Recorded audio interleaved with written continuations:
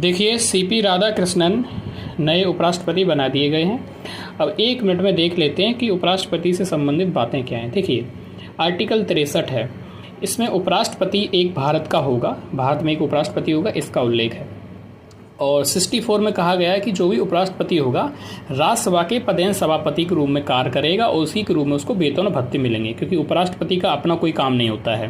प्रावधान ये अमेरिका से लिए गए। 65 में राष्ट्रपति की अनुपस्थिति में, राष्ट्रपति अगर नहीं है तो उसकी गैर हाजिरी में उपराष्ट्रपति उनके दायित्वों का निर्वाह करेगा और उस दौरान उनको वेतन, भत्ते, सुख सुविधाएं सारी वही मिलेंगी जो राष्ट्रपति को मिलती हैं। 66 में चुनावी प्रक्रिया और योग्यता।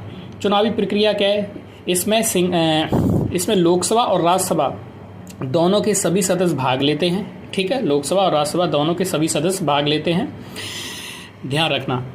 और जो सिंगल ट्रांसफरेबल सिस्टम का प्रयोग किया जाता है। ठीक है, योग्यता क्या है? भारत का नागरिक होना चाहिए, 35 वर्ष की आयु होनी चाहिए और किसी लाभ के पद पे नहीं होना चाहिए, राज्यसभा का सदस्य बनने की योग्यता होनी चाहिए। कार्यकाल 5 वर्ष का होगा, 5 वर्ष से पहले भी अगर मृत्यु हो गई वो बात अलग है।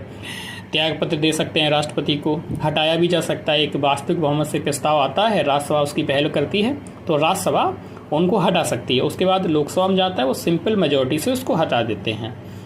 14 दिन पहले सूचना देनी होगी। ठीक है, 14 दिन पहले सूचना देनी होगी, बस इतना करना होगा।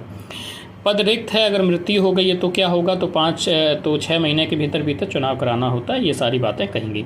69 में इनकी शपथ की बात की गई है, तो शपथ राष्ट्रपति दिलवाते हैं। ठीक है, 70 में राष्ट्रपति की कर्तव्य निर्वाह। यदि राष्ट्रपति नहीं है कि मृत्यु होगी, राष्ट्रपति पागल है, दिवालिया, अक्षमता कुछ भी हो गया, तो राष्ट्रपति के दायित्वों को ये निभाएंगे। ठीक है, ये सारी बात की गई है। 71 में ये चुनाव के विवाद हैं। अगर राष्ट्रपति और उपराष्ट्रपति के पद से संबंधित जो भी चुनाव होता है उसमें कोई विवाद पैदा होता है तो उसकी सुनवाई सीधा सुप्रीम कोर्ट करेगा। ध्यान रखना, हाई कोर्ट नहीं करेगा, सीधा सुप्रीम कोर्ट करेगा सुनवाई। और इसमें जाएंगे कौन?